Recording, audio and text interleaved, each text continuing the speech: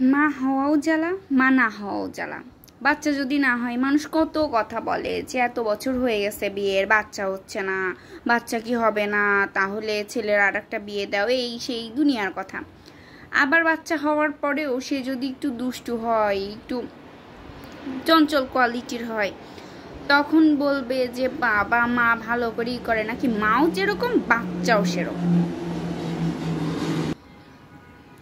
আবার যে জন্য বললাম যে বাচ্চা হওয়াও জ্বালা না হওয়াও জ্বালা, সেটার মূল কারণ বাচ্চাদের মা যারা তারা সাবধান। বাচ্চাদের কিন্তু নতুন আর একটা অসুখ বের হয়েছে, মারাত্মক একটা রোগ। আপনারা কিন্তু সচেতন থাকবেন, একটু হেলাফেলা করবেন না। যদি একটু হেলাফেলা করেন না, বাচ্চার অনেক বড় ক্ষতি হয়ে যাইতে পারে। আমি তার প্রমাণ।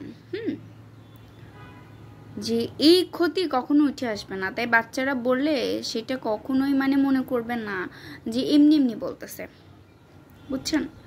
সেটা হচ্ছে চিকিৎসা বিজ্ঞান যতই উন্নত হোক, এই যে বাচ্চাদের পড়তে বসলে পেটে ব্যথা, স্কুলে যাইতে গেলে পেটে ব্যথা, এটা কখনোই ঠিক করা গেল না।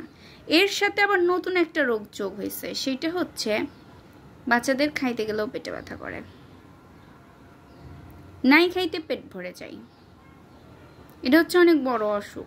খাইতে গেলে পড়াটাও একটু পরে আবার কিছুক্ষণ পরে একটু রেস্ট নিয়ে আবার কিছুক্ষণ পরে পড়ানো যায়, কিন্তু খাওয়াটা তো আর ওরকম না। আর সংসারের সব কিছু করে বাচ্চাকে খাওয়ানোর টাইমিং করে তাও যদি না খাই, তখন তো এটা তো অনেক বড় সমস্যা।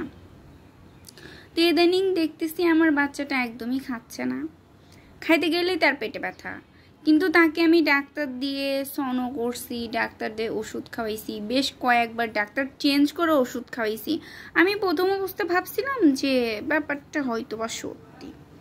ওমা, এখন দেখি খাইতে গেলেই পেটে ব্যথা করে, অন্যান্য কোনো সময় না, খেলতে গেলে না, ঘুমাইতে গেলে না, তারপর ঘুরে বেড়াইতে গেলে না, ফোনে গেম দিলে না, শুধুমাত্র খাইতে গেলেই তার পেটে ব্যথা করে।